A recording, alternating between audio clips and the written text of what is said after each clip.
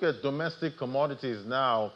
We see the price of cow skin, aka Ponmo, once considered a cheaper protein alternative in Nigeria, has surged nearly 67% year on year, rising from 300 naira to about 500 naira per piece. Traditionally, less preferred compared to beef, chicken, or fish. Ponmo has become a staple for many households facing tighter budgets and rising food inflation. So this shift highlights broader dynamics in Nigeria's food economy, ranging from changing consumption patterns to debates over export potential and government regulation. Joining us to explore this now, we have Rosemary here as an analyst with financial derivatives company. Hello, Rosemary. Great to have you. Having me on the show. Yeah, so with prices of Ponmo rising sharply now, how might households adjust their consumption between Ponmo and other protein sources like beef, chicken and fish? That was supposed to be the cheaper alternative. Well, normally, when the price of a commodity or a good increases, we usually see consumers tilting towards other substitutes. This is what we call in economics cross-elasticity of demand. Whereas in this case, as the price of Ponmo is increasing, many consumers are still opting for it because the price of other substitutes like chicken, beef, and fish are way more expensive than it.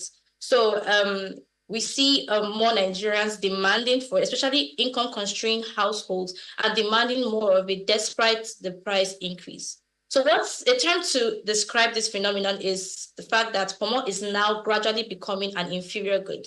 That is, as demand for it increases, as the income of consumers fall. So this basically just highlights the strain on consumers' income amid Nigeria's current economic conditions. All right, let's look at trade now. We see, there's a growing global interest in, cow skin exports. Can Nigeria realistically scale production for international markets, despite strong, local demand and inflationary pressures? Well, I would say yes. Nigeria can scale up its production and international trade of this commodity. And this is because Nigeria consumes about 360,000 tons of beef annually. That means we generate a whole lot of cow skin. That is Ponmo. And Nigerian diaspora abroad, especially in the US and the UK, have created a steady demand for this commodity. So for dried Ponmo as a somewhat cultural delicacy. So if Nigeria can find a way to meet up to export standards, packaging and certification, Nigeria can turn what is now mostly an informal trade into a foreign exchange earner.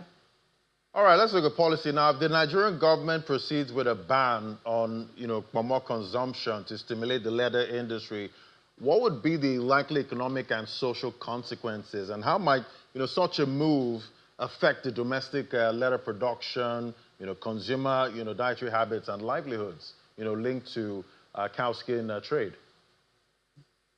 Well, let's take a moment to understudy the rationale behind this policy. So first, Ponmo is cow skin, is skin. It is full of cholesterol, and over 40% of Nigerians are hypertensive. That means consuming Ponmo, it's not really healthy for them. That is on one side. On the other side, the Nigerian leather industry has the capacity to generate $1 billion in export revenue annually. This is huge. So if you look at the economic implication of putting this ban, is that for one, Nigeria can increase its industrial output. Two, it can create jobs in that sector. And three, it can help Nigeria to tap into the vast potential of the industry and generate extra non-oil export revenue. Whereas the social implication is that of implementing this ban is that it risks removing one of the most affordable protein substitutes for low-income households, especially low-income families.